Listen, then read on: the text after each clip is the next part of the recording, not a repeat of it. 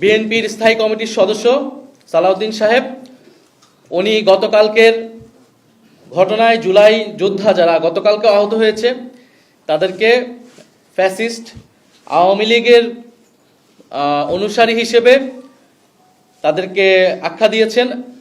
আমরা তীব্র নিন্দা এবং প্রতিবাদ জানাচ্ছি। এবং হয়তো তিনি ভুলবশত, হয়তো তার কাছে তথ্য না থাকার কারণে তিনি এরকমটা বলেছেন। যেহেতু তিনি দীর্ঘদিন দেশে ছিলেন না, যেহেতু তিনি জুলাই অভ্যুত্থানের সময় দেশে ছিলেন না, রাজপথে ছিলেন না, সেহেতু হয়তো তিনি জানেন না যে কে রাজপথে ছিল, কারা লড়াই করেছিল, কারা বুলেটের সামনে দাঁড়িয়েছিল। আতিকুল গাজী যার হাত কাটা গিয়েছে, তাকে যখন ফ্যাসিস্ট আওয়ামী লীগের দোসর বলা হয়, যখন শহীদ মীর মুগ্ধের বাবাকে ফ্যাসিস্ট আওয়ামী লীগের দোসর বলা হয়, শহীদ ইয়ামিনের বাবাকে ফ্যাসিস্ট আওয়ামী লীগের দোসর বলা হয়, তাদের যে কোনো দাবির জন্যই, দাবির প্রেক্ষিতে, সেটা আমাদের জন্য খুবই কষ্টের, খুবই বেদনাদায়ক।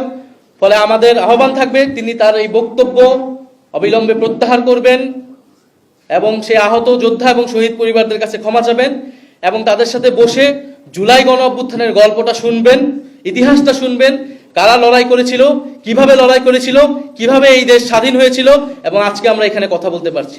এই নির্বাচন কমিশনের কার্যক্রম নিয়ে আমরা প্রথম থেকেই প্রশ্ন তুলেছিলাম। আমাদের নিবন্ধনের এই বিষয়গুলো হওয়ার আগের থেকেই নির্বাচন কমিশনের প্রতি আমাদের যে ক্ষোভ, যে নির্বাচন কমিশন পক্ষপাতমূলক আচরণ করছে, নির্বাচন কমিশন সঠিক উপায়ে গঠিত হয়নি এবং আমরা পুনর্গঠনের আলাপ জানিয়েছিলাম, এগুলো সবকিছুই কিন্তু হয়েছিল এই প্রতীক ইস্যুর আগেই।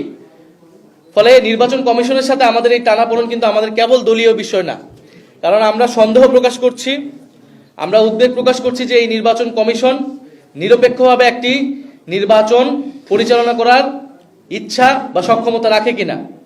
ফলে নির্বাচন কমিশন নিয়ে আমাদের এই উদ্বেগ থাকবে। আমরা খুব স্পষ্টভাবে বলেছি, শাপলা এবং সাপ্লাই হবে জাতীয় নাগরিক পার্টির মার্কা। সেই মার্কা নিয়ে আমরা নির্বাচনে অংশগ্রহণ করতে চাই। এখন যদি নির্বাচন কমিশন একটি সাংবিধানিক প্রতিষ্ঠান, তারা যদি আইন অনুযায়ী পরিচালিত না হয়, তারা যদি গায়ের জোরে বা অন্য কারো প্রেসক্রিপশনে কোন সিদ্ধান্ত যায়, তাহলে তার প্রতিবাদ তো আমাদেরকে জানাতেই হবে এবং আমাদেরকে যদি নির্বাচনে এইভাবে অংশগ্রহণ করা থেকে বিরত রাখার অপচেষ্টা করা হয়, তাহলে অবশ্যই আমাদেরকে রাজপথে আমাদের একমাত্র জায়গা হবে। কিন্তু আমরা এটা চাই না। আমরা চাই নির্বাচনে অংশগ্রহণ করতে। আমরা খুবই একটা সহজ কথা বলেছি যে আপনি আমাকে একটা আইনি ব্যাখ্যা দিবেন যে কেন আমি শাপলা পেতে পারবো না, সাংবিধানিক আইনি একটা ব্যাখ্যা দিবেন, আমি অন্য প্রতীক নিয়ে নিব। আর যদি আপনি ব্যাখ্যা দিতে না পারেন, তাহলে আপনাকে এই প্রতীকটা দিতে হবে। আপনি আমাকে কেন দিবেন না সেটা আপনাকে তো স্পষ্ট করতে হবে আমার কাছে এবং জাতির কাছে। কারণ আপনি একটি আইনি প্রতিষ্ঠান, সাংবিধানিক প্রতিষ্ঠান, আপনি আপনার ইচ্ছা অনুসারে, আপনার মনের খেয়াল খুশি হিসেবে বা অন্য কারো প্রেসক্রিপশনে কোনো সিদ্ধান্ত একটা নতুন রাজনৈতিক দলের উপর এইভাবে চাপিয়ে দিতে পারেন না। আরেকটি বিষয় আমি বলতে চাই, যেহেতু নির্বাচনও খুবই দ্রুত এবং আমরাও নির্বাচনের প্রস্তুতি নিচ্ছি, খুবই দ্রুতই আমাদের প্রার্থী তালিকা চূড়ান্ত হবে। ফলে নির্বাচনে যে লেভেল প্লেইং ফিল্ডের কথা, একটি খুবই কমন জিনিস, সেই বিষয়ে আমরা দৃষ্টি রাখছি।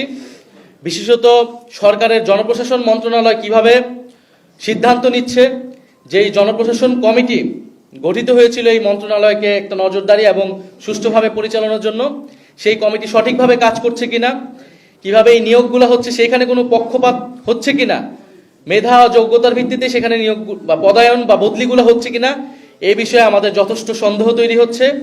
আমরা পরবর্তী দিনগুলোতে এই বিষয়ে আমাদের আরো স্পষ্ট বক্তব্য উপস্থাপন করব।